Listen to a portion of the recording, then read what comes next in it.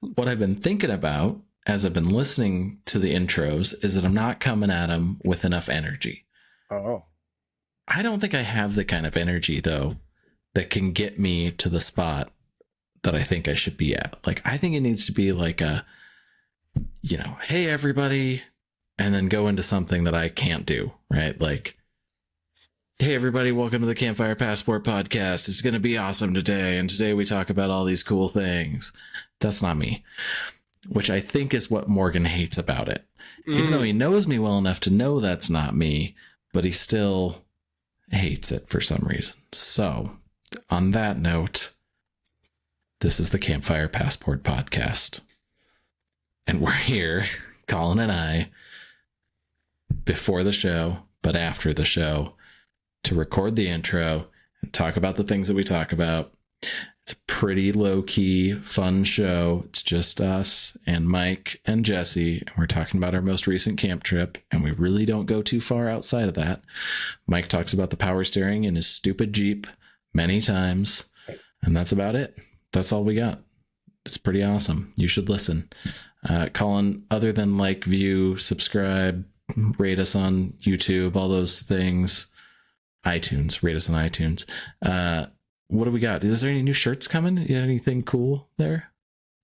Yeah, I'm gonna have a new design that I did specifically for the 80s on Edison event that's coming. Oh, yeah. I got commissioned to donate a couple, so there'll be a couple in their raffle there, and then I'll also have a handful of them for sale on site as well, but I have not released the artwork yet, but that will come soon enough. Cool. Yeah, well, while we're on it, big shout out to those guys, 4x4 Bend, running the official 80s on Edison run, November 4th and 5th. Check out 4x4, 4x4 Bend on Instagram to get the details on that. I think they might have a website too. But those guys are awesome, doing a great job, doing good community stuff, especially for 80 series owners, which are the best owners. Oh, not afraid to tell everybody that, that's for sure. Not really, but it's a good time. So I went last year and I had the time of my life, and I'm kind of planning on going this year, but we'll talk off air about why I might not be going. So, all right, let's get into it.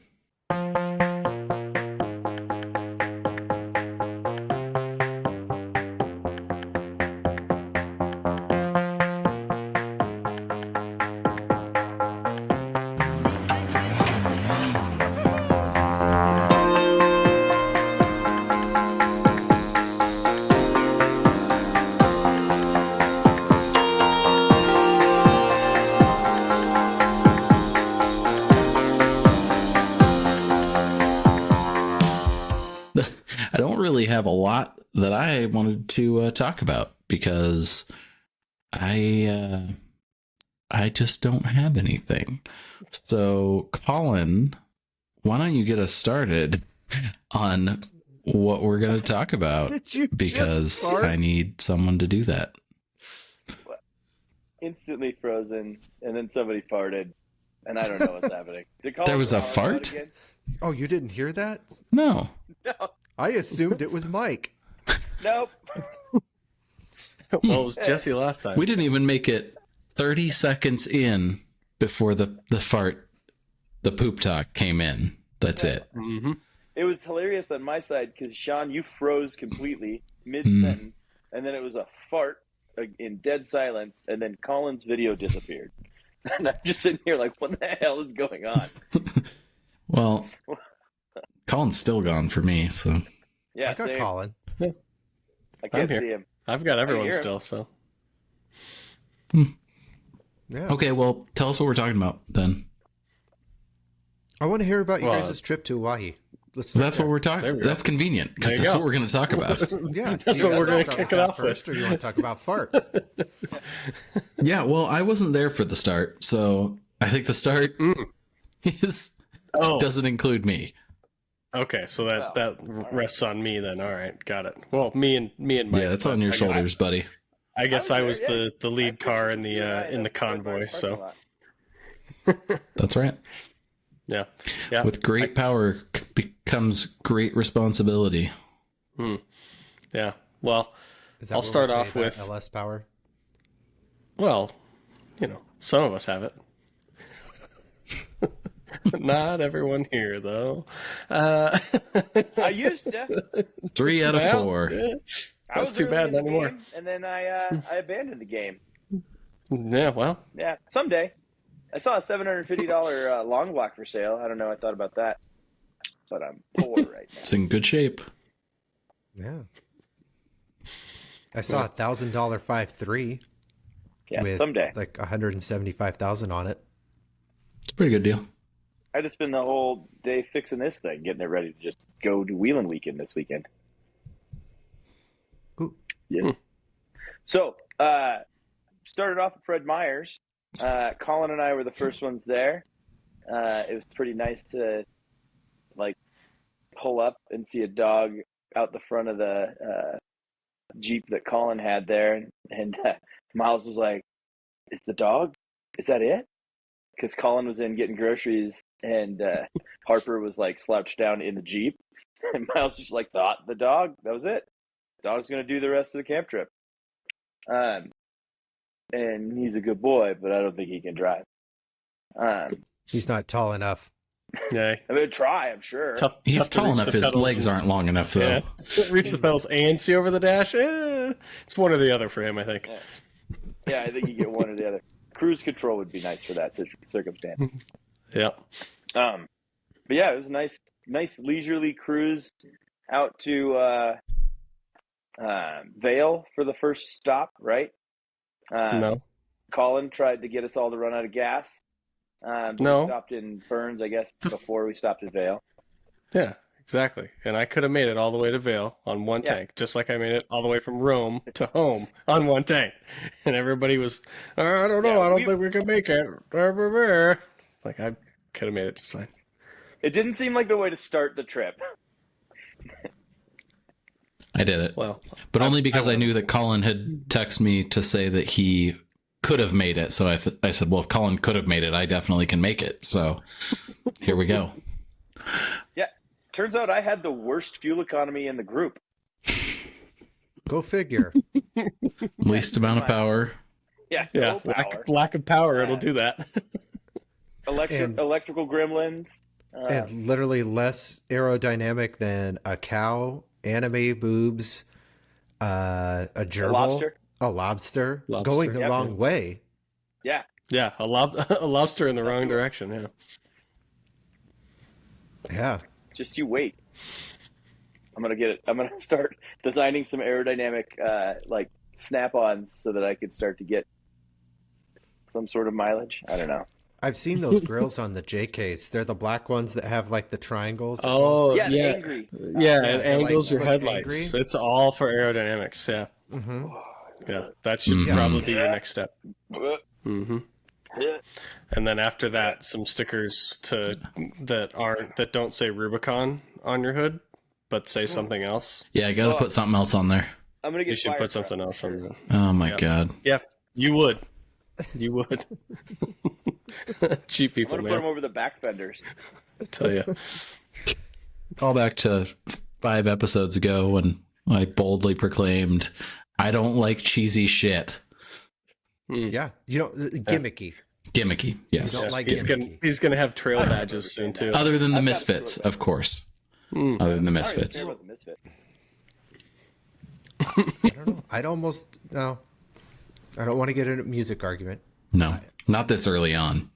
That's a podcast ender. But, But man. we're gonna do it. Yeah. If we're gonna start. well, Well, yeah, we hit the Yeah, dirt. so So these- you guys made it to Vale. We made it to Vale. We down. topped off again and only needed a handful of gallons. But I guess Vale was the most expensive fuel over the weekend, so which was a little It's not surprising. that big. But Right? but the thing is, it's not that big, but it's a hell of a lot bigger than Rome, and Rome had the same fuel prices as Burns. So Yeah. that was what was weird, was that Major- Vale was more expensive than Rome. So I was gonna say major highway, but they're both kind of major through ways. But I think that the going through Rome, whatever that 78 or 76 or whatever that is, I think that's got more traffic than 20, because I think it catches a lot of that north-south or south-north traffic. That there's more trucks for sure. I feel like. I don't think so, because going through Vale, you end up in Ontario and all that for and then it's like the fast route into. Then you cross into 84. Boise. Yeah. So. Yeah, I don't know. I still think maybe there's a lot of people on that road. We never drive it that far, but there's a lot of people. I suppose it's like large ranch land areas too, so there's probably a lot of ranch trucks that come through there and get their fuel, kind of like how they do in fields. So yeah. Except for fields is like highway robbery. It's so expensive. Yeah, and they know it. They do. Buy our expensive hamburger and milkshakes while we fill up with your expensive ass gasoline. And don't worry, we've only got regular. Mm-hmm. No, they've got to take a premium there. Diesel? Oh, they do? I thought for some reason you were doing diesel and that big octane boost no matter what. No, so that big tank that's off to the side now, like the new tank, that was premium, but it's non-eth. So it was like ethanol. It was like $7.50 or whatever. So it was. By the way, that's what's in Rome, because that's what I put in my rig. Oh wow! And it wasn't $7.50. It was like under $6 for sure. It was like five something. Mm-hmm. It was too much, but not so much that I couldn't get a snack on the way home. Yeah. Well. Yeah. Regular. Was so you guys hit the dirt, and then what happened? Yeah, we hit the dirt, and then as soon as we got past this week on the cornfield, we aired down because it's a lot of miles to be running street pressure on. Not that one of us didn't air down. We can cover that later. Tell my part of this story. You could stop your story at about 11 p.m. and then I'll start mine. Right. Yeah. If we're sticking true to the timeline. Yeah. So we are driving for a while, and everything's going good. It was a really cool road. You kind of missed out coming out in the dark because the road was actually pretty neat. Yeah. On the way in, beautiful. There's cool stuff. There's a lot of like the creek and river washes that were dry, that were just kind of back and forth over the wash 5-6 times before you move on for a little while to the next one. And then Kate started getting a little motion sickness going on. And this was pretty late on. We were like a half hour from camp at this point. And so Tyson was like, well, we're going to stop and let Kate get her footing again and feed the dogs and yada, yada. Just keep going and we'll catch back up. And so Aaron and Mike and I kind of continued on, and then right when we get to the where the roads start to split to get into our camp spot, we start figuring out ways to mark it so that we can tell Tyson, show Tyson where to go. And by the time we finished marking the two turns, he just he's on the radio and he's right behind us. He's like, oh, hey guys, what's going on? So we're like, well, okay, I guess we'll just continue on. My foot across the ground to try and make a big ass arrow. And he's like, what are you doing, Mike? I'm like,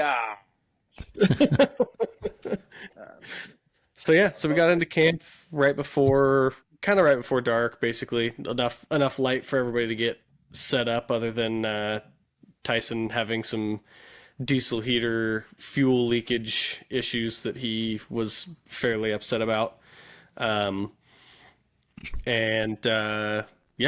We set up and had dinner and hung out for the night. And then right before going to bed, it was just me and Aaron left, and we were talking, and I said to him, what's going to happen is we're going to wait all this time, and then we're gonna go to bed, and we're gonna get in our tents. We're gonna get all snuggled in, getting ready to fall asleep, and then that's when we're gonna hear Sean. Sean's gonna show up, and fucking sure enough, it was just like I had just gotten cozy, and I start hearing a little bit of a rumble, and well, maybe it's a plane, I don't know, and then it became more obvious, and I can hear Aaron from the tent nearby. You were right, Colin.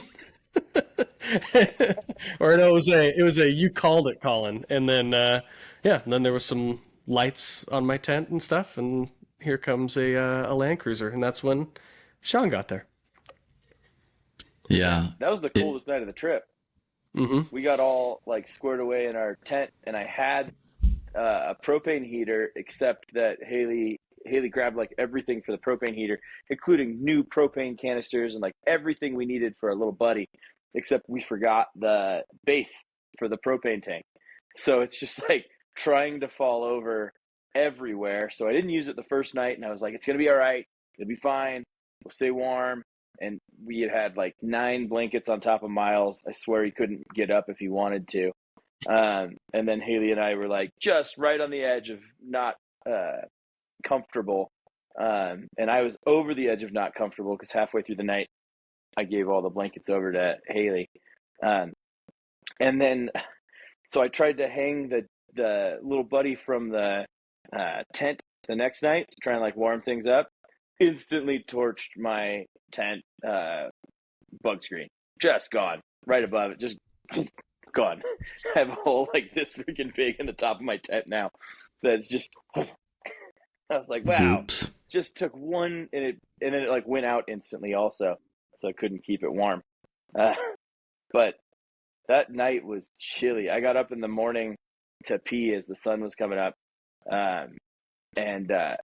Like frost on everything. I had some beauty shots of the murder plants that were surrounding our area. It was a lot of fun. But the next night was perfect. Oh, yeah, man. It was really nice. The plants at that first place, I guess they are the same ones. They just weren't dry. It was really wet, so I didn't have like the dog didn't get anything in her feet that time. But anyways, yeah, mine. My start was pretty typical for me. I started a couple days in advance when Mike had probably already been fully packed and ready to go and chill in the fridge and all that stuff. I decided, hey, I think I am going to go on this camp trip that we've been talking about for months. And so I did an oil change on my new fresh motor, and I proceeded to pop a power steering pressure line in my cul-de-sac when I was turning to go into the driveway. So that was pretty sweet. So luckily, because it's -6 AN line, and I got a bunch of fittings in line, I just fixed it, which was great. More on that another time. But I fixed it, and I did my oil change in record time, probably like 40 minutes total, texting Jesse the whole time. And then that was Thursday night. Yeah, Thursday night. And then Friday worked and left. And I left town, I don't know, 6 hours or so behind everybody else, roughly. It wasn't 6. No, it was 4. You guys left it.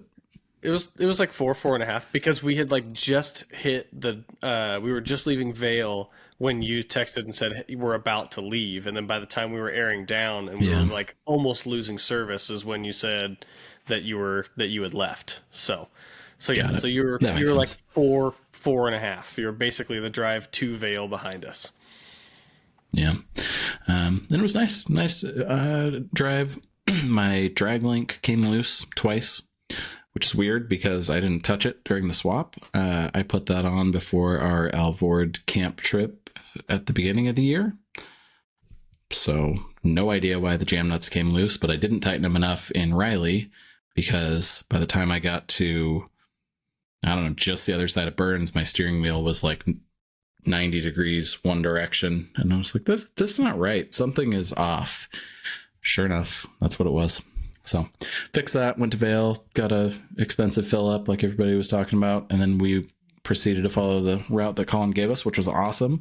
That new Onyx feature where they actually show you the whole route instead of waypoints. It's not that new, but it's the first time I'd used it like that. Oh my God, so nice. It was basically, it wasn't like turn by turn, but at least I could watch it. But I did make one mistake in that whole scenario. For some reason, when I first looked at the map, I think that it said that there was like 14 miles between Vale and like the first turnoff, or there was 14 miles in there somewhere. So in my head, I get to Vale. It's late, like 9:30 probably, I think. Yeah, about 9:30.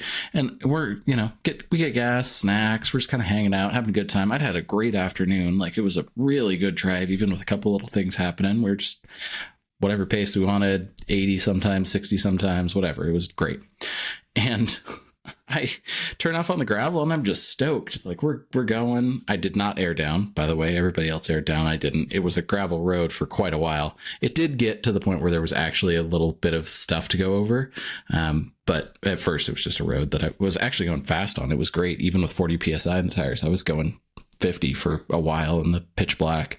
But I kept looking at the map and I was like, this is a long 14 miles. And then I was like, we get to 10 miles and I'm like, maybe it's 40 miles. Maybe that's it. Maybe it's 41 miles, not 14 miles. And Lauren's like, yeah, maybe. Whatever, we're just cruising. And then finally I was like, Jesus, it's definitely more than that too, because I'm looking at I'm doing like the scale on the map on my phone going, that's not it. We've gone a quarter of the way. So anyways, it was 60 something miles, it turns out. And I got there at 60, yeah. roughly 12:30 local time, because you change a time zone in that trip. But it was great. I mean, super easy. And it was a little cold. Like Mike said, my shout out to CVT, right? My tent is very warm most of the time. I got a little cold, but not bad. Dog in there and everything. Everything's good. We had a summer version of our tent, and it's wide open in the top. It's not designed for winter, and that was our own decision. Yeah. But in the same kind of story, Haley was listening to the radio while we were driving, and Colin said, we're miles to camp. And Haley's like, oh, great, it's only 16 miles. And so her and I thought it was 16 miles for the first while. And I came back over the radio, and I was like, hey, Colin, did you say 16? Or did you say 60? And he was like, yeah, I got 60. And I was like, okay. Yeah. It's fine. But I was like, I was like, I thought we should have been there by now. It's a worse road than I thought. It was actually kind of a cool road though, even in the dark. I couldn't see anything as far as scenery goes, but saw owls and all sorts of other birds and bunnies, so many rabbits. It was crazy. Saw a coyote, everything. It was crazy. And then we got to camp and I couldn't tell. It's on a dry part of the riverbed. And what is Jesse doing? Jesse has a bug. We're on this dry part of the riverbed, and since it's dark and everybody's in bed, I open the door and look down with my rock lights on. I'm like, I don't know if it's wet or not. I can't tell. I don't think it's wet, but it might be wet, because I parked kind of far away from everybody to make sure I didn't wake anybody up. It ended up being fine. It was dry for a while. Yep. I did walk out there though, and it was wet 20 feet away from where I thought it might be wet. So yeah, we're right on the edge. It was cracked, and it was 8 inches down before the ground got solid. Yeah, it was kind of crazy. Miles stepped out of the Jeep and just his foot went where'd my foot go? And I was like, no, you got to stand on top of these, bud. Oh my God. The right size to get down in some of those holes. I was like, he's going to break his ankle. He's fine. It was a good spot, Colin. That was nice. It was a good location too, which I'm sure is obviously why you picked it, but that being right there on the river, right when you get there, it worked out really well. That's always the best. Yeah, just on the other side of a tree line. So that was kind of nice to have the tree line there as well, yep. Just as a barrier from anything else. Not that there was anybody else out there, but separates you a little bit. No, man. Just the aircraft. That was there was some aircraft. Yeah. That's one thing that we're yeah. That's one thing we're so lucky with. in the middle in the Cascades, you can get away from people pretty easy, right? It's not too bad. And close to Bend, it's pretty easy to get away from people. But when you get deep into that southeastern Oregon stuff, there is no one. It's so uncommon to run across another person. In fact, we'll get to it, I guess. But second night, like, I have bad luck in that spot, it turns out, but that's the only time I ever see people, is that like prime camp spot. Otherwise, never anybody out there. You'll see people in the lava bed area there, but that's it. So yeah, we went to bed and woke up and fished. I fished for a while because it's a big river, and then some like awesome planes. Yeah, like Luke is gonna murder me because he's gonna know that I'm gonna butcher this, but they were cubs, like carbon cubs or something. They're little bush planes, super cool. And there was probably 7 or 8 of them. Yeah, it was like 6 or 7, something like that. Like, because there was somewhere from 4 to 8. Flew by. Yeah. Well, one of them came by a couple times though. The guy with like the orange and black. Yeah, the orange and black one. Came by a number of times, so it was cool. Yeah. Ultimate flying overlanders, low and flying low and flapping their wings at us, and it was kind of it was pretty neat. Yeah, they're definitely doing better cool than to watch, side guys. Yeah, it was good. And then we left. We left kind of late. I was surprised at how late we actually got on the road. Like, once I looked at my clock, I was like, "Oh my god!" Yeah. Yeah, it was time to open a beer, basically, as soon as we got moving. Yeah, that was one of our latest starts I think we've ever had, which I don't know if that was... I mean, that partly could have been the time change, because we had lost an hour getting out there due to the time change. Yeah. And I think that we all had our internal clocks as a... Like, we typically, unless we really have to put down miles... We're typically pretty good about everyone knowing between 9 and 10 is usually when we roll out. And we definitely didn't roll out until like 11:30 local time. So it was, so it was close to what we would have normally done, but it was definitely late, yeah. But it was nice to just throw a beer in the cup holder and enjoy yourself on the road. Yeah. I mean, a road soda. Yeah, no, it was good. And then we had, I think it was just like a normal start, right? Like there wasn't really much to the start, and then pretty quickly we got on the river. Did we cross first before I found that crazy fishing spot? Yeah, we must have. You mean before I found the crazy fishing spot? No, that was right before you did. Yes. Spot. Yeah. And I spotted all of the fish at the very top of the surface, and I said, "Oh, wow, look at that!" And then it turned out we were 10 feet from the actual crossing, for the first crossing. Oh, I was ready for you guys to leave me for the rest of the day. I was fine. I was like, yeah, well, whatever. And then Mike stopped, luckily, and we hung out for not very long, like 20 minutes. Like, I just went down there and tried for a minute, but I was like, I have no idea anything about this place and what it actually, what's going on there as far as bugs and fish. And so I threw a few things out there, and they were jumping and doing all sorts of stuff. I've never seen that big of a fish that close to the top of the water for an extended period of time. Usually those big ones are down low, and they'll surface and they'll get things, obviously, like that's what they're doing, but they're not making it a habit of like hanging out at the top. But they were just going around eating stuff out of the sub layer. It was wild. I hadn't seen anything like that. It was like the weirdest cross between it was weird, but I'll just put it that way. It was weird.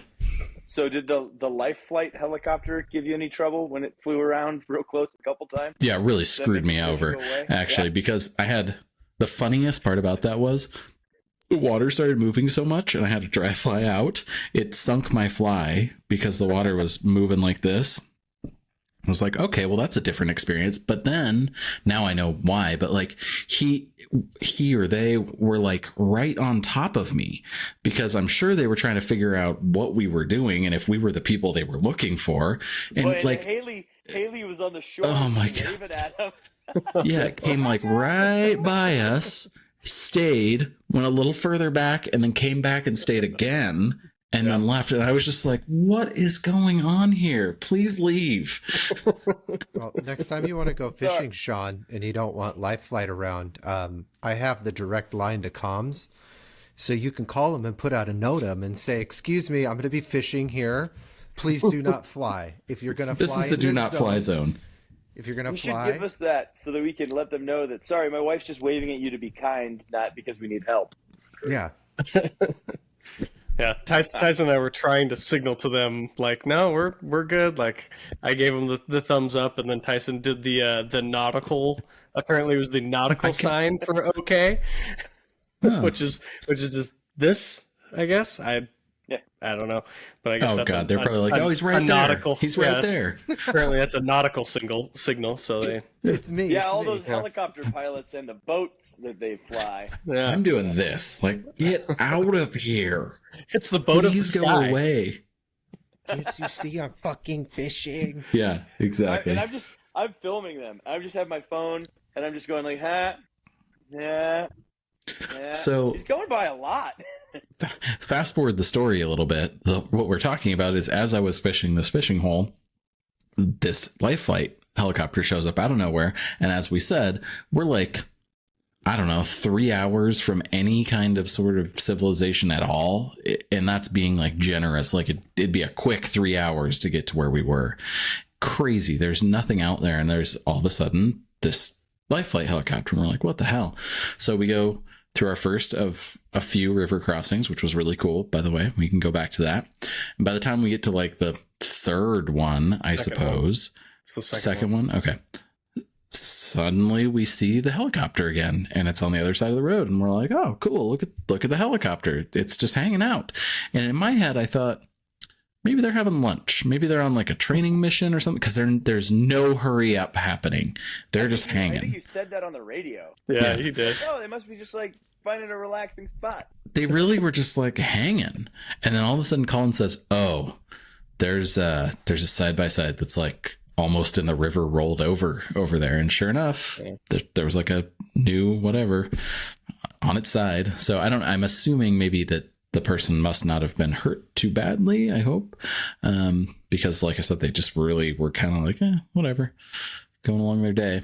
And then they yelled at me to not go across the river yet. So I stopped. They were getting ready to take off, and you cannot move around. Yeah. I so very badly wanted to be like, you're not my dad. but I didn't, because they had, medical stuff. Yeah, they're more important than us for sure. Yeah. Turns out, they definitely are. Yeah, Haley drove that section, which was really cool. She hadn't done that before. So she jumped in the driver's seat, and she did 2 of the river crossings, and like drove through some of the sections there and had a good time. It was kind of neat to sit in the passenger seat and just kind of like, do a little bit of this or do a little bit of that, and do some guidance from the side there. She really liked driving. So yeah, she did the deepest river crossing. Because that second crossing was definitely the deepest and had the fastest water for sure. Oh yeah, and I got water deep inside the Jeep there from my door seal. Whoops. Yeah, well, what are you gonna do? Yeah, we don't do that. Like crossing a river has never happened in all of the things that we've done. So that was it was a fun thing. When I saw Colin go through that one, it was above his back bumper when he started going up the other side, and I was like, oh, that's deep, because I think my rig is a little shorter at the rockers than his. So I just went when it was time. I just thought, well, I'm already here. It's not like I'm going to turn around. So it was fine. No water in, everything good. Really easy. Colin came up the bank of the first one with a stick. It says, I think it's about this deep, but I didn't do the whole thing. And I was like, oh, okay, that's good enough. We'll try it. Yeah, sure, you bet. I'll drive across there. What's going to happen, right? Yeah, I was only able to walk about half of 37 deep. That's as deep as I could figure it was. And I was like, it's probably fine. Yeah. It barely touched the rocker. We were fine. Yeah. But, Yeah. But I was like, you didn't have to walk it. I'd have done it. I'd have tried. The worst that could happen. Yeah, it was It's just an it had that established one route. spot How bad that- could it be, yeah. right? Well, yeah, there's that, and it's just like, but it was like getting out there, and none of us have done that road before, and so it was like kind of a little bit of an unknown, despite watching videos of other people doing it and whatnot. But there was just that one spot right on that entry of the first crossing that like looked like suspiciously deep because it got like dark in the water fairly quickly, and I couldn't tell how deep it was, and that was my only like concern was that one little section. And then once we put one car through, it was like, oh, it's obviously not anything to worry about, because then we did the next crossing without even really looking at it, and it was definitely deeper, and the water was moving way faster. Yeah. I rode on the hood for the third crossing. Yeah, well, that one was At that point, we didn't get probably shit. the easiest one too, so it was only like deep long. right at the last second, but it was just like that Oh, it first was part was short. about 8 inches up past my knee when I walked through after everybody left me in the middle of the river. Yeah, hey, that was your choice. You could have jumped on with me. Yeah, you My could have choice, jumped yeah. on a car, My choice. or you could have just waited and then rode with Lauren across. But you decided to have her drive it across. So Yeah, I had her go the whole way. There was no telling anything. I just said, all right, I'll see you on the other side. And I got out because she's a pro. I'm like literally not worried at all. yeah, Well, What's the worst that could happen? The only thing she said was that I can't really reach the pedals. Oh yeah, because the She was, like, trying to seat's get- not moving right now. Yeah, 'cause the seat Land was Cruiser moving or problems. something. Yeah. It's like Yeah. never mind. It's so close already, but she's a little shorter than I am. yeah. Well, it was. She also complained about your gas pedal. It definitely wasn't the smoothest so of touchy. throttling across. Oh my god.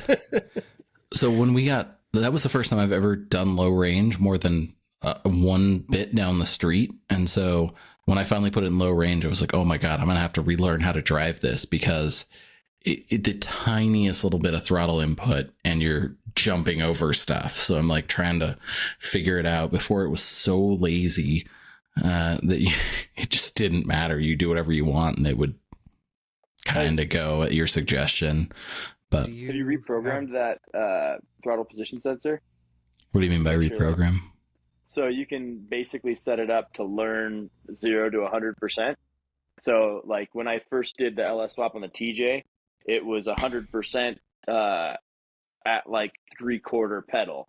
And so the last quarter of pedal was just staying at 100%, and it was really touchy. And then I basically, there's I don't know how you run through it, but I did something on my, I think you like unplug something and you plug it back in and you do something else, and then you go wide open to back to wide open again, and it learns. Mhm. And then I set up my tuner or my OBD2 like little tuner thing, and I could read that I was going to 100% at 100% throttle and back. So maybe that's why it's so touchy. I know from data logs that it's not doing that. So, Okay. I mean, it's been reset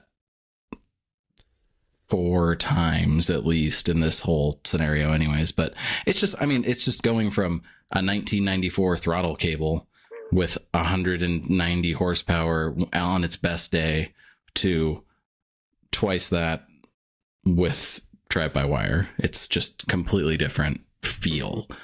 So it's just, and it's like the throttle cable on the Land Cruiser to start had so much tension. Anybody that had driven it would know that it takes so much to press it down that if you even have the slightest muscle memory, you're going straight to the floor right now, because there's no resistance on that drive-by-wire pedal. There's some, obviously, it's got a spring and it's got some, but like nothing compared to what it was before. It was like, there was the last 20%, funny enough, after your comment there, the last 20% of the throttle in the Land Cruiser was almost impossible to get because you had to press so hard to make that happen. So it's a little different now.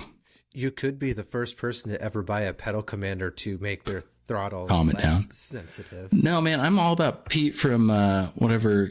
What's Ultimate 9? Damn, what's his company? Ultimate 9, that's right. I'm going to dial this down to 1 for this one. Turn the bilge pump on. Yep, bilge pumps. God, that guy's a badass. I love all the characters on that show. That is by far my favorite YouTube show. Far and away, just, yeah. But Pete from Ultimate 9 is the ultimate badass. With his big old Nissan. That patrol is sweet. And it's like nothing. Patrol on, 35s? Yep. That's it. I'm sure it's got other stuff done to it, but he drives it like it's a buggy. Like, he has no problems with anything. He's never getting stuck. He's never the first guy through, I'll give him that. Yeah. But he just drives everything. Could be good or bad, Smart. depending on the situation. Well, he's also smart. You know? Yeah. He's the guy that's like, He's a you smart do old that guy, first. Yeah. Hey, Sean, I We think learn the I mistakes. think I'll go around. Yeah. Yeah. Why don't you I check think he that goes for around- Crocs and then I'll drive through it? Yeah. No. No. I don't think I've ever No seen him do a go go-arounds. around. Doesn't go through a He just dials in the pedal commander and then takes it. I'm gonna set it to 6 for this one. Yeah. I got a beer in the freezer. Hold on just a second. And then also I got to use the potty. Oh my god. Well, Thanks for muting. if you want to wait for Mike, I have a story about the last time I was in Vale. There's not a lot of reasons to go to Vale, so I'm No, there's not. curious to hear There's this. not a lot of reasons to wait So for when Mike either, so go for it. So, when I was about 16 years old, I had to get from LeGrand to Bend, and I didn't have a vehicle to get me from LeGrand to Bend. So, Hold on. Why were you in LeGrand without a vehicle? I was not going to make a long story longer, but Let's. so my dad owned the bowling alley. His dream was to build a bowling alley, and so he built a bowling alley in LeGrand because they didn't have one, and the closest place to go bowling was in Baker City, which, by the way, Baker City Bowl is the best bowling alley I have ever been to in my life. Okay. Still take your own scores, and it's like those old projectors that you had in elementary school, dating myself, Yep. that would look down and then project it up. Yep. And that's how you show your scores up on top. So anyway, I had gone over to LeGrand with my dad to work at the bowling alley for the summer, and I had to get back home. The Greyhound does not go into Bend. I don't know if you guys know that or not. So in order to bus into Bend, you have to take the Greyhound to one of the transit stations that takes, it's it's not the Cat. It's what the Cat was before it was. The Cascade Area Transit or whatever. So anyway, The Bend area transit? it's like that. But I know what you're talking about. Got it. so Central Oregon. We got They cats changed to a and different cats. animal. You can't go That's where all the it is. fuck you want to because the Greyhound won't get you there. Exactly. Yeah. So I had to take the Greyhound from LeGrand to Ontario. Well, in Ontario, that little bus at the transit station left us before we got there. So there's 16-year-old me and about 5 other people who were trying to get to Bend from now Ontario, and the bus to take us home left. So this little shit bus line was like, well, we're sorry, we'll put you up in a hotel room here in Ontario. I don't remember the last time you guys were in Ontario, but all the hotels in Ontario are shit. And It's been a while. they also double bunked us. Oh my god. So I got bunked with this 16-year-old Jesse. 16-year-old Jesse got bunked with this native man who was already drunk when he got off the bus. And he's like, I'm going to go get beer. And he comes back into the hotel room with a 30 rack of Natty Ice and Oh, man.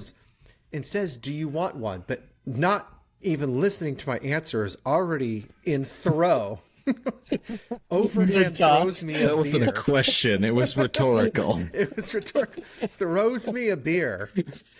I catch it and I was like, oh, fuck, okay. So I crack a beer and I sit and I drink with this native man and listen to his stories. And he ends up talking about how he wants to bash the bus driver in the head with a lead pipe. And at that point in time, I was like, I am not sleeping tonight, and I'm probably not drinking any more beer. Well, you obviously made it. Yeah, Are there any obviously I lead made pipes it. around? Come on. Well, there was a scrapyard on the other side of the hotel. Oh, shit. That's where our room He's armed. looked out onto the scrapyard. Oh my gosh. So, got on the bus the next morning and drove through Vale on the way home. And that was the last time I was in Vale. Okay. Yeah. I made it back to Bend. And the funny thing is my dad made it back to Bend before I did. Oh my God. How did he feel about sending you on the bus and then beating you there? I don't think I've ever, like, I've seen my dad mad. Like, I've made my dad so mad that he's red, but I have never seen my dad as mad as he was at that company. Like, he was about to tear somebody apart, like in Alien 2, like when the Queen alien rips the android in half. Like, if my mom wasn't there, my dad would have done that to every single employee at that bus station. Oh my gosh. So That's bad. Point of the story, don't piss off a Pollock. Yeah, it's true. Or a man with a lead pipe. Yeah. Or a man with a lead pipe. Yeah. Somebody hands you a natty ice, you take it. You say, thank you, sir. Nah, throws you Yeah, over. tosses. Yeah. That's Natty ice. that's hands you. That's fine. It's the same. Hand to hand. That was the Natty ice, well, intent. that's hands. Yeah. Yeah. Yeah. No, he didn't kick it over No, to he's you. a nice so. guy. Yeah, he didn't try to rape me or anything, so we're cool. Yeah. Anyway, please continue your story about now the third water crossing, and Life Flight has now left you alone. Oh, Yeah. you mean the freaking tease of a helicopter that was trying to start up and fly away for 8 minutes? They got a lot of stuff to go over. There's a whole check, and then we got to be not moving, and they got to confirm that we're not moving, and then It all was this started stuff. up and like it went woo, and you could hear it starting up. And I was like, all right, that's nothing yet. And you hear it hit the second step where you're like, all right, now they're getting ready to go. And I started filming. 30 seconds later, I turned off the filming, staying in the same spot. 30 seconds later, started filming again, thinking like it's got to be now. Nothing. Hits a third step, a whole different step, and we're like 3 or 4 minutes into it running now, and I've got lots of video of this helicopter just sitting still and Just nothing's idling. happening. And so finally, I was like, "All right, fine, I got to pee." And I turn around, I go pee, and as soon as I get peeing, it goes ooh, and I'm like just trying to get the phone out, and I haven't even put my belt back on. It was great, freaking tease, Life Flight. You know what you did. Yeah, it was that. It did take a while, and then I felt bad because I moved in the middle of it, and I was like, "That's definitely part of the problem here. I should not have done that because they definitely could see me this whole time, and they're like, I don't know if that guy's gonna go across the river. We better stay." So, yeah, we moved on from there, and then pushed through to our favorite little camp spot out there, I think, and that didn't work. And as soon as we got down there, Oh, my car stopped working, and everybody but Mike promptly moved the fuck on. Well, was great. I was last in line at that point, and so when you guys were like, "Oh, we're going down here to turn around," I had a spot to turn around at, so I just turned around and like went about my business, and then I hear on the radio, Sean's car won't start. So It just went dead, nothing.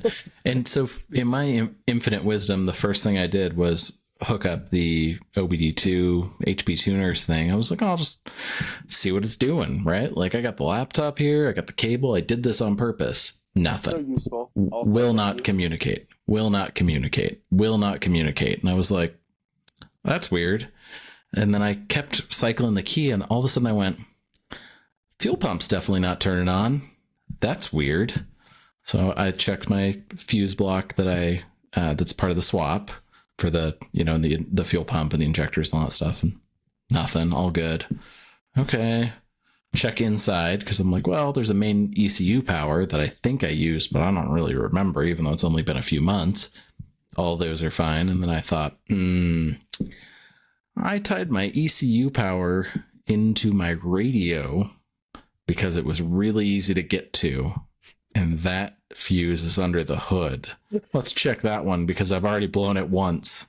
Sure enough, that's what it was. Mike, lifesaver as always, had a bunch of 20 amp fuses and plopped one of those guys in, started right up, and we were on our way again. It's no problem. It took like 10 minutes. I was really hoping that story was Miles going to worried lead to a about you. framing hammer and hitting your fuel tank with the framing hammer, since that's how we fixed the fuel pump in God. that strip. Things have gone awry if that happens at this point. There's enough stuff in there.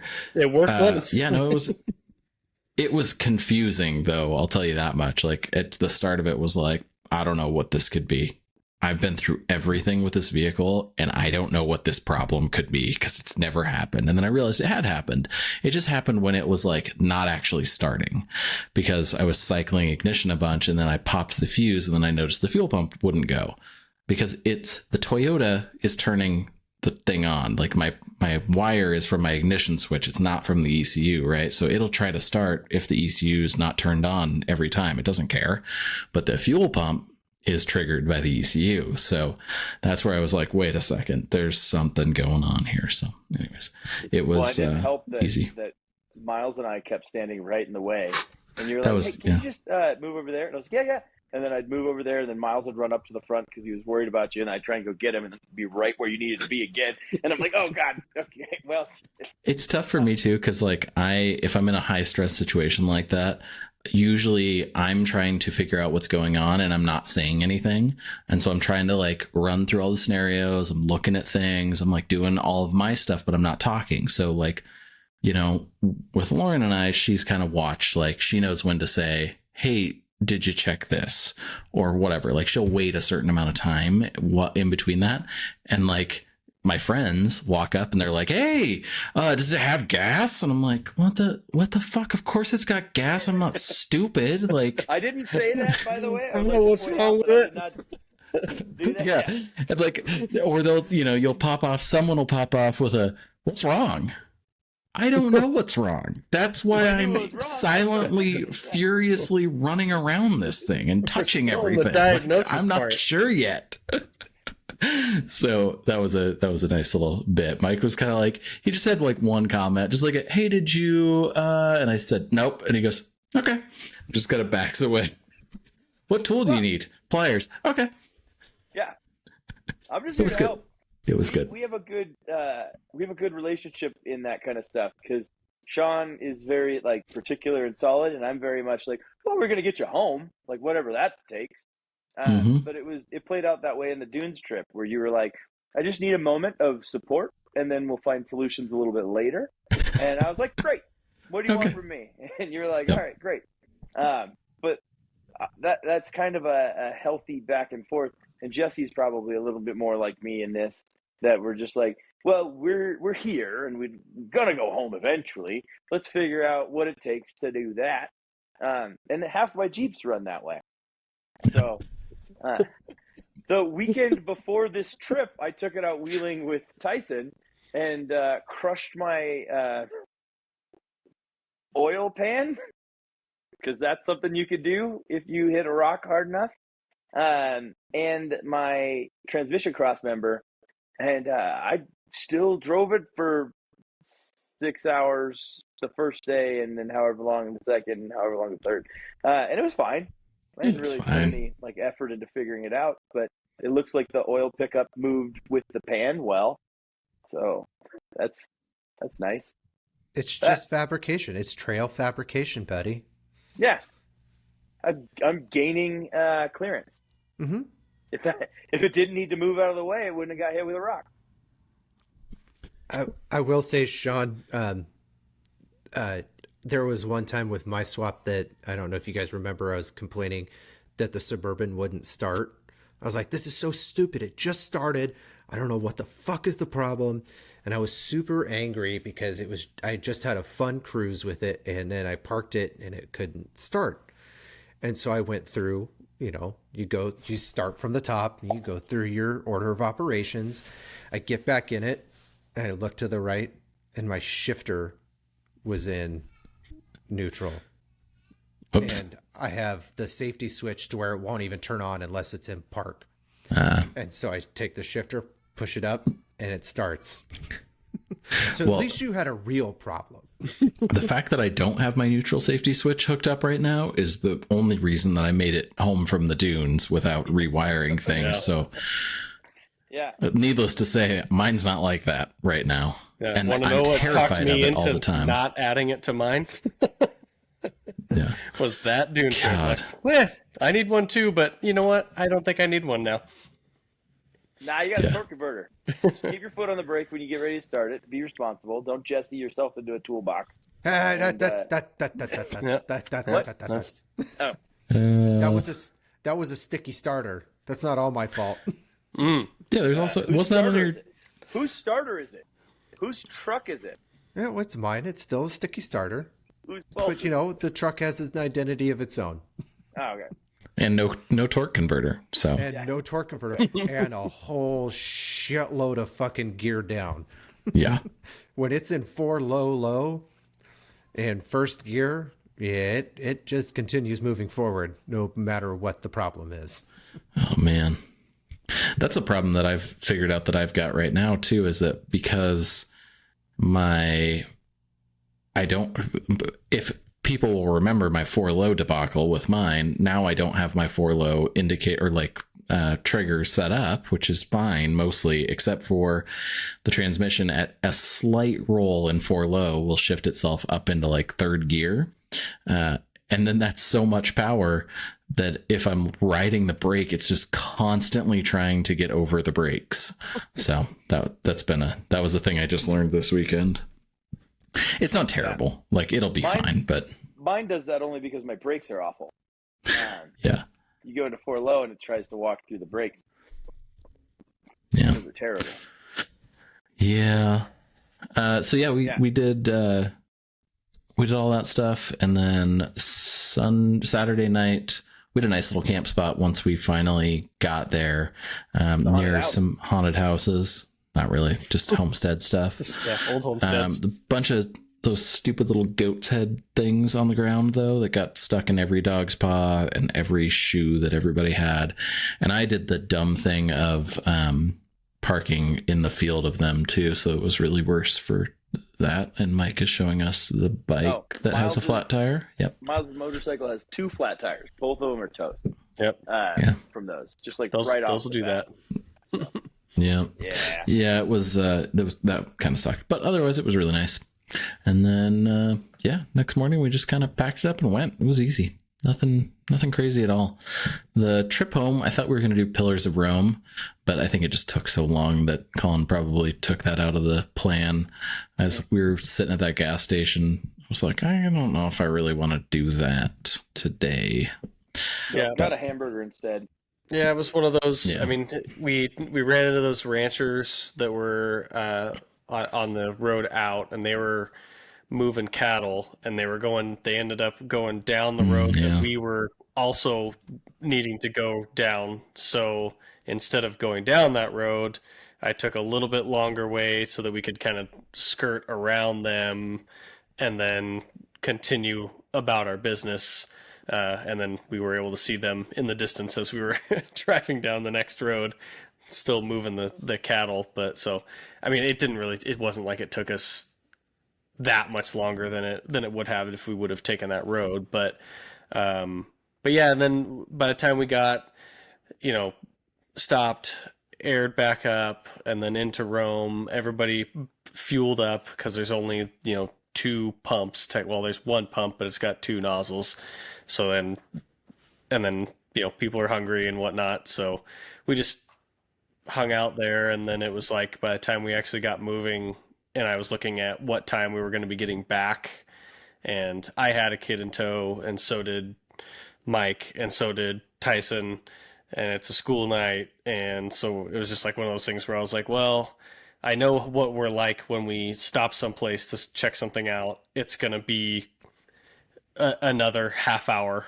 It's not going to be like a quick little 5-minute cool and then get in the car and leave. It's going to be, we're going to end up bullshitting for slightly too long, and then next thing we know, we're not getting home till 9 instead of 7. So it was just one of those things where it's like, unfortunate because it is kind of neat. I would have liked to flown the drone over it a little bit. Well, it was no big deal.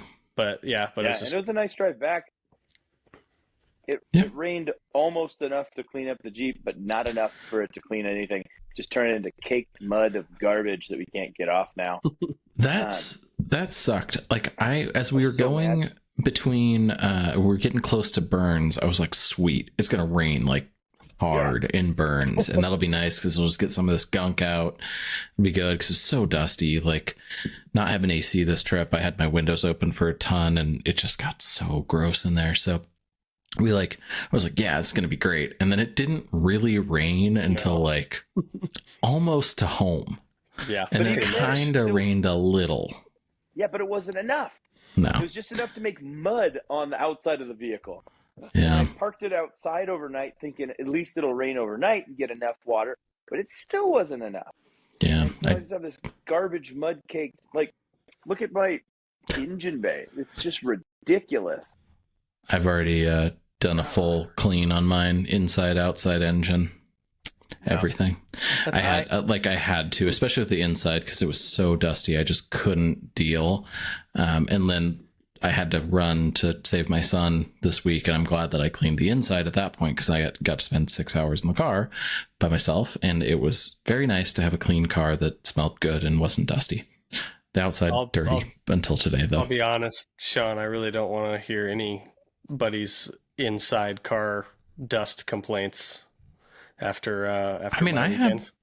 So I had the same amount of windows down as you, so I'm sure that you have maybe a little more dust, but it can't be that much more.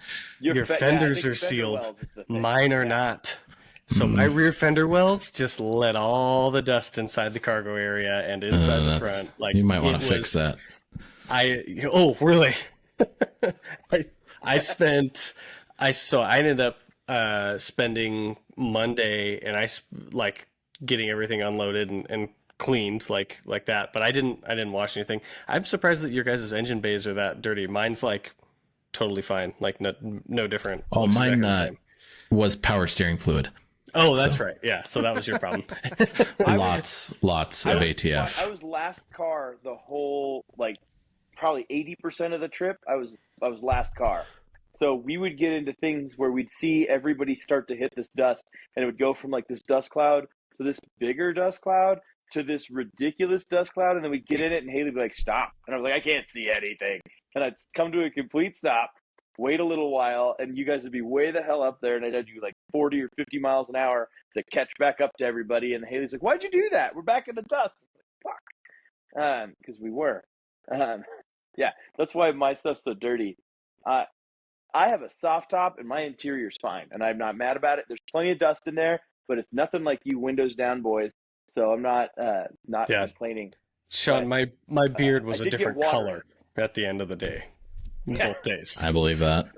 Like I had on that last push through all that silt. I was in the back because we caught the gates, and I think I had the same experience that you had, Colin, because everybody was like the dust had settled. I had already been far enough behind, so I got to go 50 through that stuff. Those cool little like kind of rolly whoop things with the silt. Just brushed through it. It was awesome. But during that, I started realizing my rear quarter windows, like the slider windows in the back, were both open like that much. And so I had got some dust going around in there, but sucked in a little. I'm sure still not as bad as yours, but it was a lot still. Like I had so much I had so much in there that when I went to like blow the interior out with my compressor at home, because there was so much in there, the slight bit of water that came in from the rain, like, because again the fenders aren't sealed, so it would let a little bit of water in also, and I had like this cake layer, like maybe like an 1/8 inch thick, that was just wet dirt on the bottom of the truck that I had to like blow that out, scrape it out, blow it out. But yeah, I spent a good amount, probably, I mean, it was a couple hours of just like moving something, compressed air, blowing everything out, move something else, compressed air, blow everything out again. Like so much so that my compressor is starting to blow water. So then I drained the freaking tank all the way out to like get the water out of it and then Oh my start over God. again. Like it was a lot. Well, at there that was first a lot. campsite- At the first campsite, you borrowed my Ryobi fan. I just have like a battery powered, like interior fan to try and blow some shit out of there. And I was like, It didn't work. well, it might do something. Yeah. No. Yeah, it didn't do much. Worth a try. There was so much. It was It- the amount where it was like anything that you picked up, if you like tilted it over, you could watch all of it like cascade off of, like I had, you open the fridge and it would just cascade off of the top of the fridge. Like it was, I had a lot of dust. A lot of dust. Well, It was dusty. I had just enough dust and just enough water intrusion around my soft top that I failed my clock spring. So when I got home, I had no steering wheel controls. My wipers were just on. My lights. That sounds like Mopar Electronics to me. I had no turn signals. I had nothing, and so I turned the Jeep off. I went away, and the next morning I got up, and it was not raining anymore, and I was going to get the Jeep washed, and I turned it on, and the wipers turned on. I was like, oh crap, I forgot to turn the wipers off, and I turned them off, and the wipers stayed on, and so sunny, nice out. I'm driving around with my wipers on, my headlights on. I have no turn signals. Trying to figure out what's going on. So I took it apart and cleaned everything and put it back together. It all works now again. But I had just the right amount of moisture and dirt to stop that from functioning, which was fun. That's great. Well, yeah, it was a good trip. I think that was a fun one. What do we have next? We have no planned trips until Jesse's Wheeling Weekend this weekend. Jesse loves to come to town when I leave town. That's his favorite move, especially when I'm going to his town. Yes. With other friends that he knows and is also close to. As soon as he hears that, he's like, you know what? I'm out. I said, hey, who wants to go wheeling this weekend? I'm coming this weekend to go to Klein Butte. And you were like, well, I'm going to be gone. I'm going to do the 5K with Luke. And I'm like, okay, well, I'm going to go wheeling. I'm still going wheeling. Well, it's fine. Hey, I'm not trying to be a dick, but it's like, you guys are going to be busy. You guys got the 5K. Hanging out. Well, you guys are. I'm not right. It's a half marathon. First off, for Luke here, that's a little more than 5K. I don't know. For Luke. I'm not a runner, so I don't know what that is. But yeah, we're doing lots of hanging. There's a lot of other times. It only takes him a few hours, couple hours. I don't know how long. I'm probably just ruining Luke's actual marathon time. He's like, what the hell? Like just screaming. 13.1. 13.1. Yeah. Yeah. I just remember last time like Luke came and did it. It was, I got to see him for like 20 minutes. He's like, oh shoot. He's like, I gotta go. We gotta go have dinner, and then we're gonna get to sleep. And the purpose of him coming is to do the marathon or half marathon or whatever it is. Sorry, Luke. I don't know what it is. But Isn't it a 3K now? It's a power The 100-meter dash. you're doing the fun run. The fun.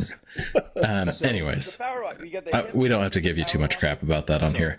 I am bringing, for those that are coming, I am bringing the Suburban. Cool. Nice. I couldn't decide, so I flipped the old Fab Garage Fab coin, and it came up with the Suburban. So cool. Here we go. It's the first real test of my build. I'm excited to hear how that goes. I'm willing to gonna break blow my Jeep steering with you. line. I guarantee For sure. you. 100%. I brought 20 feet of extra line. That'll get you through. Yeah, it's just how many times can I reuse the fittings, and Quite a few, I think. And how much kitty litter? Wait, I have cheap Amazon fittings, so A few times. Or did you use AN? AN, they're AN 6 lines, but they go to the. I shoved them over the top of the stock fittings on the steering pump. So, It's not an issue. well, that's where it blew one time. And You know, Russell makes like an adapter. It's perfect. It's great. Are you sure? Are you sure you can't use a stock power steering line with your Chevrolet steering box and your Chevrolet power steering pump? No, because the 76 pump actually had fittings that went into the steering pump. The 2007 had the Hydro Boost, so I have the Hydro Boost line smashed shut and a cap over the top. And then the other lines, the pressure line and the return line, have just regular old, not barbed fittings, but the bubble end fitting. Huh. I use stock TJ lines. If you have a 2004 or newer TJ, it just attaches. Oh, congratulations! Why don't you do that? I have a Chevrolet. Oh yeah. So you're going to use some Amazon fittings instead. I got the old shit. I'm glad that the full word is getting used too. Yeah, It's not a Chevy. Chevrolet. Yeah, sounds like the same problem that Sean was pointing out to me on his. Yeah. So mine, I followed some guy's thread where he got rid of the Hydro Boost return. It's the return that you have the problem with on those. Yep. And not me. I haven't had a problem with that one. No, I'm just saying that's what the hiccup is if you've got a Hydro Boost pump, is that you've got a return line, a second return line that you have to figure something out with. You got to cap it or whatever. And I found this guy who was like, yeah, I cut it off and I put a bolt in it and I JB welded it, and it's awesome. And then so I was like, yeah, I'll do that. So I did, right? And then 3 posts later, he says, by the way, this pump failed in 2,000 miles because I accidentally blocked off the wrong return. Technically, it works both ways, but one of them, the bottom one, puts the return under the fluid, so it bubbles up from the bottom. The other one pushes it down from the top and it aerates the fluid really bad. So that'll burn up a pump. So guess what I did? Oh no. I saved the bad one. And so mine it works fine, but basically what's going on is as it's shooting its return in, it's just like making a jacuzzi the whole time. So it's awesome. So anyways, my power steering pump whines like you would not believe, but it works really well when it's not blowing up lines. My power steering pump, when I built it, looked like it was waving at me all the time. Yeah, press on pulleys. Yeah. But I just pinched my return line that I didn't want to use with some channel locks. I never even put any effort into it. Well, I put a lot of effort and it's really clean. It's very tidy. You can't see it, which is awesome, which is big. Anyways, I have to buy a new pump anyways, so I'm going to buy one without Hydro Boost this time. So that'll be fixed and fixed. Yeah. Oh, I'm so proud of you. Yeah, well, PSC makes a pretty decent, was it the 1407 pump? And it has the actual AN fittings on the end of it, so you can make proper lines. And I need it because I have Hydro Assist. So there is a company called Turn 1 that makes one that is the Gen 4 style, the Type 2 pump, they call it, I think, that has a awesome pulley on it. It's got a separate reservoir and all sorts of reservoir options. It's really cool. It's really expensive, but it's really good. Yeah. Also AN fittings if you want. PSC one is not cheap, by the way. No, it's not cheap. It's like 200 and some. No, yeah, it's like $300. But yeah. I'm gonna buy the cheapest as cheap can be remote reservoir off of Amazon. Already got it in my cart, just waiting for the day, and I'll have the company just right down the road make some new lines for me. We'll be good. Well, if you if you want to stick with AN because you've got the fittings, although you have your garbage fittings apparently, no, I'm having actual crimp fittings made. I'm having real lines made now. Well, I bought real AN steering line this time because there's Teflon line, crimped line that you can just buy. You can either buy it and make it, or you can buy it pre-done from Fragliola, I think is the company. They do them a ton of them. So it's more expensive, but it's not like super cost prohibitive. So I'm hopeful that I'll be able to use full lock now. That's my hope. I am so much. Mike, don't you tell me one more time about how your TJ had bolt-in power steering lines. I do not care. Who has No, a but I TJ wouldn't. now? I wouldn't Yeah. do it. Who has a How was TJ your now? gauge cluster? How'd that work? Never. I didn't. Yeah. I skipped it. That shit was garbage. Who gives a fuck? I don't have. I don't. I mean, I don't want. I should probably knock on wood, but I don't have any power steering problems. Yeah, but who knows how those lines went? Somebody might have custom made those, which is what Jesse and I probably should have done to start, but neither one of us did that. I would have been so cheap. Fuck me. Yeah. I screwed up. Yeah. Oh, well. Okay. Well, on that note. I do have one note about transmissions. Does everybody else get as pissed off with as I do when somebody puts their vehicle into park without like so when you go to I can already tell where this is going. When you put your automatic transmission, let's have this conversation. Keep your foot on the brake pedal, put it into park, and then put on the e-brake. Nah.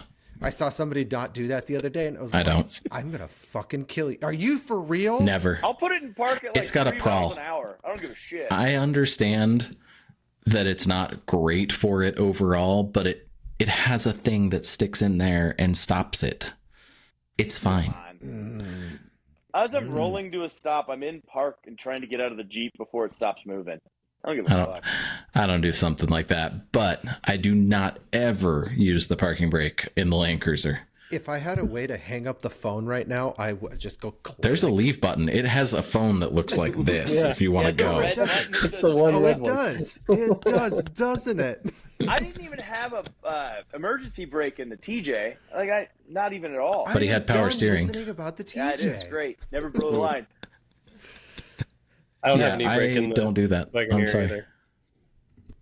But I'm still very. I'm of the Jesse ilk where I'm like very careful. Like I will complete stop, foot still on the brake. I do that. Get for it into sure. park.